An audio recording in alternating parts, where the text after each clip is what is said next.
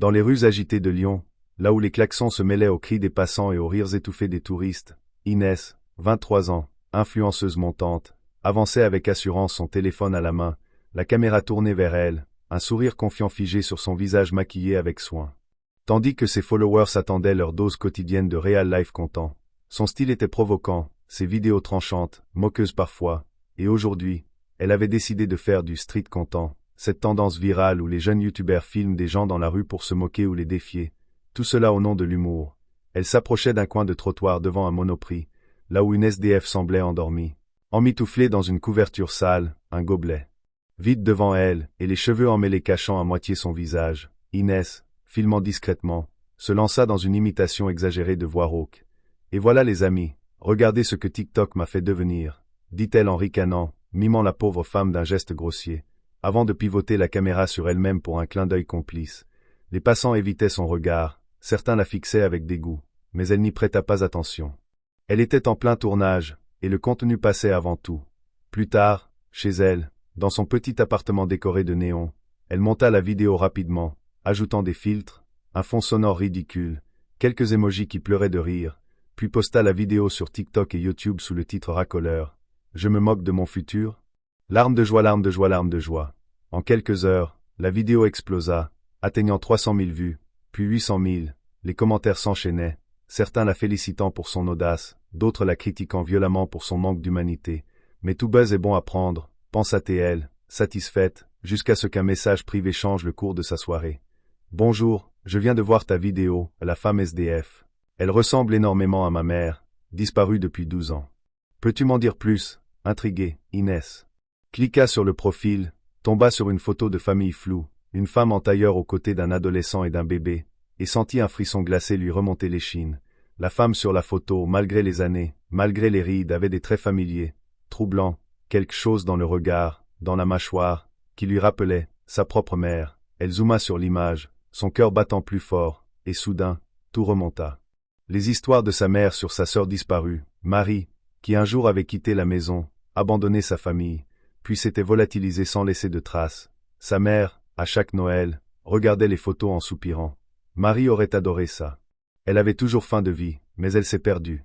Inès, tremblante, ouvrit à nouveau la vidéo, la mit sur pause au moment où le visage de la SDF apparaissait en arrière-plan, puis ouvrit une vieille boîte de photos dans un tiroir, là où une image en noir et blanc montrait deux jeunes femmes adolescentes dans un jardin, inséparables, sa mère et sa sœur, et le doute ne fut plus permis. Cette femme moquée dans sa vidéo virale, c'était bien sa tante disparue, Marie. Défigurée par les années, les souffrances, la rue, mais reconnaissable, Inès sentit le sol se dérober sous ses pieds. Elle, qui s'était toujours crue différente, forte, insensible, se mit à pleurer sans pouvoir s'arrêter, prise dans une tempête de culpabilité, d'incompréhension et de honte. Elle ne savait quoi faire, alors elle retourna sur place le lendemain, espérant revoir la femme, armée cette fois non de sa caméra, mais d'un sac de nourriture, d'un plaid propre et d'une photo en main. Elle attendit 2 heures, 3, puis la vit enfin, toujours au même endroit, recroquevillée contre un mur. Inès s'approcha doucement, posa un genou à terre, et murmura « Marie ». La femme ouvrit un œil, grogna d'abord, mais quand Inès lui montra la photo, son regard s'illumina d'une lueur de lucidité rare, puis elle laissa échapper un gémissement, presque un rire. « Ma petite sœur, elle t'a gardé, finalement. » Inès resta là des heures, à écouter les mots décousus de sa tante, à comprendre qu'après une rupture brutale avec ses parents, Marie avait fui, sombré dans la dépression, perdu son emploi, puis tout le reste, jusqu'à sa dignité, sa mémoire, et enfin son nom. Inès décida de tout arrêter. Les vidéos, le buzz, les moqueries. Elle supprima la vidéo, posta un long message d'excuses en expliquant tout, révélant la vérité à ses abonnés, dans un geste de sincérité rare, avant d'entamer une procédure pour aider sa tante à retrouver des soins, une identité, un toit. Les réseaux s'enflammèrent, cette fois avec compassion, certains critiquant encore, d'autres louant le retournement de situation.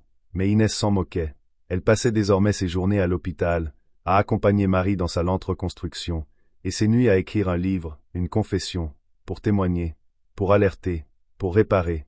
Elle avait compris, trop tard peut-être, que derrière chaque visage cabossé dans la rue, il y avait une histoire, une famille, un passé. Et parfois, un lien de sang. Le monde n'était plus une scène pour son contenu, mais une réalité crue à respecter, à embrasser avec humilité. Et chaque fois qu'elle croisait un sans-abri, elle murmurait intérieurement. Et si c'était quelqu'un que j'aimais? Car désormais, elle savait que la réponse pouvait être oui. Les semaines suivantes furent étranges, presque irréelles, comme si le monde qu'Inès avait connu, celui fait de likes, de tendances, de filtres et de vaines collaborations, s'était effondré pour laisser place à une réalité nue, douloureuse mais étrangement plus vraie. Chaque jour, elle se levait tôt pour accompagner Marie dans un centre d'accueil, l'aider à prendre une douche, à réapprendre à parler sans murmurer, à se tenir droite, à répondre à son nom. Car pendant des années, personne ne l'avait appelée autrement que « et madame », ou ne l'avait regardée dans les yeux. Marie avait encore des absences, parfois des crises de panique lorsqu'un bruit fort résonnait ou qu'un homme s'approchait trop vite, mais elle parlait un peu plus chaque jour, racontait sa chute, l'homme qui l'avait quittée, le loyer impayé, le travail perdu, les nuits froides dans les parkings souterrains, la honte qui devient ciment, la peur qui devient silence. Inès, elle, documentait tout, mais pas pour les réseaux, elle écrivait dans un carnet, loin des projecteurs, loin du web, car pour la première fois, elle écrivait pour comprendre, pas pour plaire. Sa relation avec sa mère aussi changea. Au début, elle n'avait pas osé lui dire, par peur de réveiller une douleur trop ancienne, mais un soir, dans la cuisine, elle avait simplement posé une photo récente de Marie sur la table, et sa mère s'était effondrée, comme si son cœur avait tenu debout par miracle. Pendant 12 ans elle venait de lâcher. Il y eut des cris, des pleurs, puis un long silence, et enfin un besoin viscéral de réparation. Elles allèrent toutes les deux voir Marie, qui les reconnut avec une émotion muette, presque animale, et dans ce petit bureau d'assistante sociale gris, 3 femmes brisées par la vie mais reliées par le sang, s'étreignirent pour la première fois depuis trop longtemps.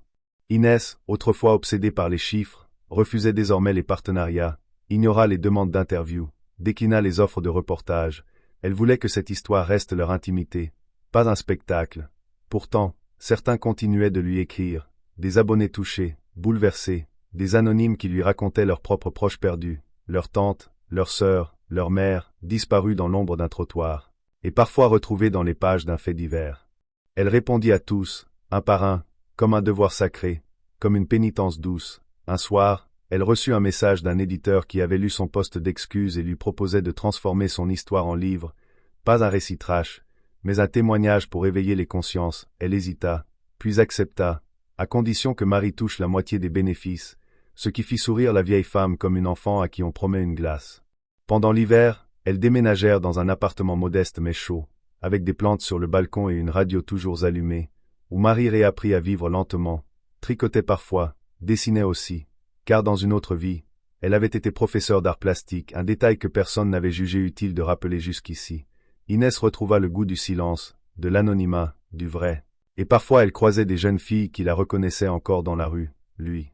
Demandait une photo, mais elle refusait poliment, leur tendait parfois un prospectus d'une association d'aide aux femmes sans abri, et leur disait « Tu veux vraiment m'imiter? Commence par regarder les invisibles. » Dans le monde numérique, sa page était devenue vide, presque fantomatique, mais dans le monde réel, elle brillait d'une lumière nouvelle, plus discrète, mais bien plus forte, et chaque année, à la date où elle avait posté cette vidéo moqueuse devenue déclencheur de destin, elle organisait un dîner avec Marie et sa mère, où elle mangeait des plats simples, se racontait leur journée, et allumait une bougie pour toutes celles qu'on n'avait pas retrouvées, pour celles qui dormaient encore sur le béton, invisibles aux yeux de ceux qui filment sans voir, et Inès, en regardant sa tante rire, parfois danser maladroitement dans le salon, savait que cette erreur avait été son pire acte, et pourtant sa plus grande chance.